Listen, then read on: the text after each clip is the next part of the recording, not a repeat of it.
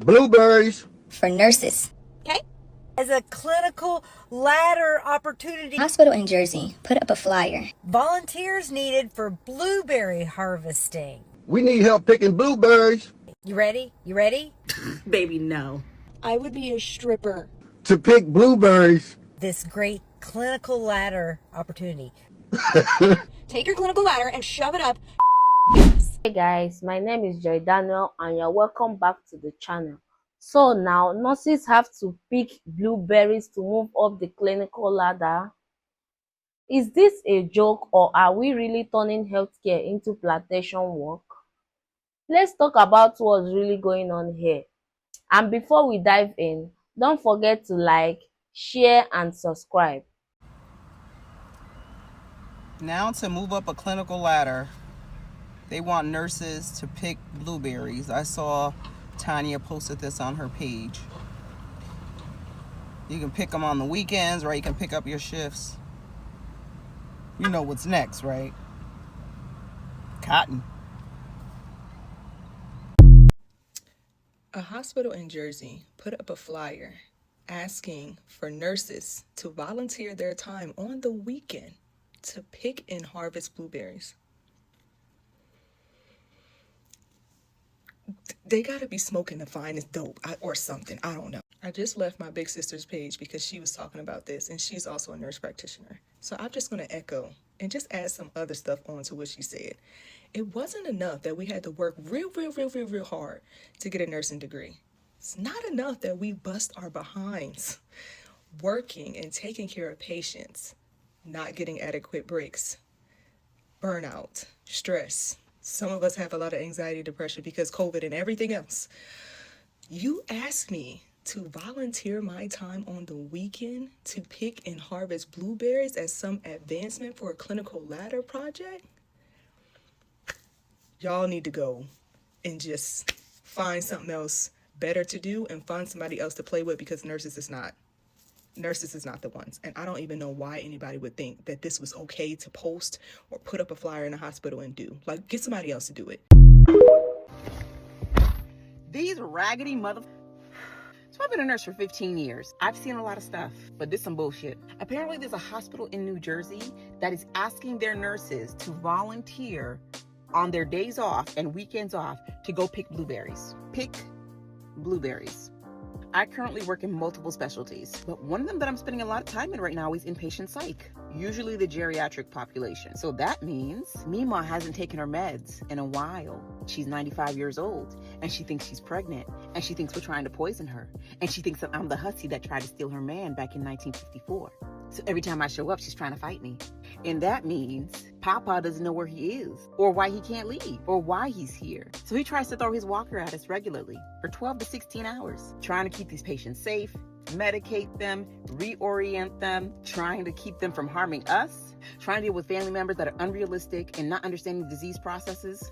And you mean to tell me, after 12 to 16 hours of that, for 3 to 4 days, maybe even 5 during the week, you want me, to go pick blueberries? All I can tell you is this: there's gonna be no wading in the water.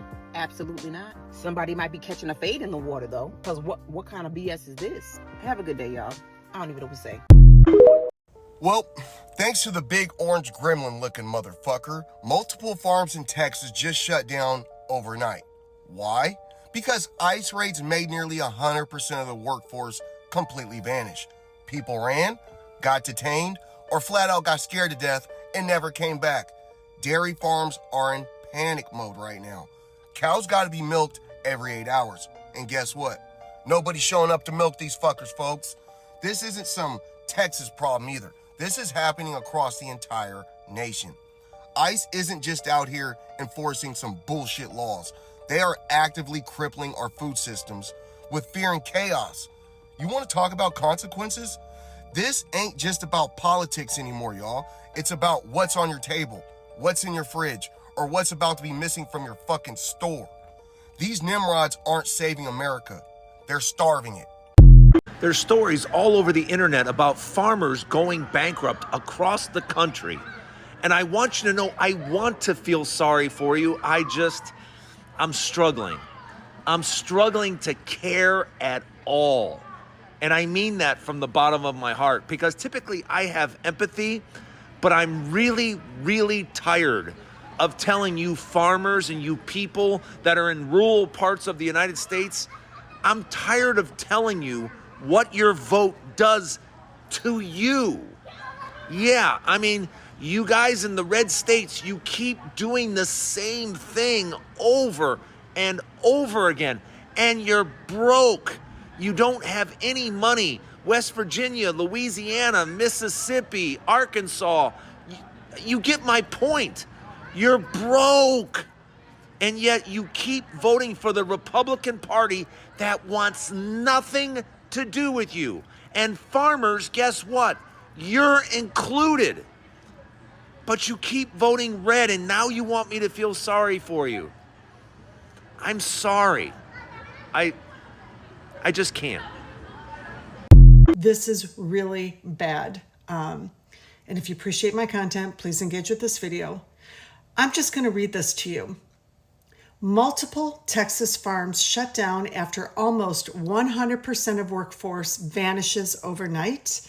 In a stunningly swift overnight change, some Texas farm operations had to shut down after losing virtually all of their workforce, an exodus triggered by the increase in immigration raids and increased enforcement.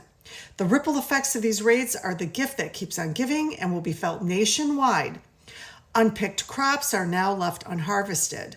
Livestock were left untended, and rural economies are on edge. The story isn't just a tale of woe for Texas farms, it's a warning for American agribusiness, food prices, and communities that keep food on our plates. I need you to share this with every Republican you know. And you don't even need to wait for their response. They just need to know what's happening. And this is part of my line of work. I deal with commercial farmers, including these small farmers, as clients, and I cannot tell you how this is the beginning of the complete collapse of our economy under this Project 2025 administration that doesn't know what they're doing.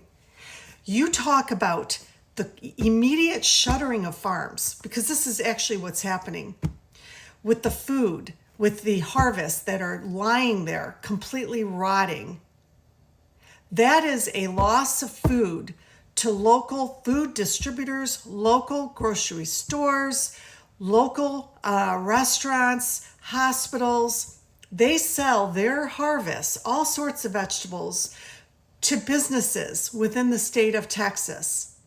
This is where you can go into your local grocery store, and now you're going to see hardly any vegetables or fruit, depending on what they're growing, or a shortage of meat. This is what's going to happen. Now, all of the other industries that support farming, you've got local pesticide, herbicide, fertilizer suppliers that are just, their sales are going to plummet. These farmers aren't going to be purchasing that. You've got H-2A workers who are now gone, migrant workers who are now gone. They were paying taxes. Even if they didn't have social security numbers, they were given tax numbers, tax ID numbers. So now you got millions of dollars just poof, gone overnight from these Texas communities. You've got trucking companies that are hired to haul the produce from the farms to the packaging plants. You've got packaging plants who wash the vegetables, grade the vegetables, pack the vegetables, whose sales are going to plummet. Now you're going to have other industries who don't employ either migrant workers or H-2A workers who are going to have layoffs. This is all under Republican leadership, not just from the White House, but from the Republicans that were elected in the state of Texas. And if you think this is going to stop at Texas, you've got another thing coming. And you want to know which farms are going to be impacted further down the road? They're going to be safe for now. There's a small percentage of farmers who are actually Democrats. And they understand how important it is to protect their employees, take care of their employees. Those employees who feel safe will keep showing up for work because they know the owners have their backs, which says something about these other farms where the employees are like, I'm too scared to show up. Let me add this final thing. This is going to impact farmers. They're at risk of going out of business. Who's going to jump in?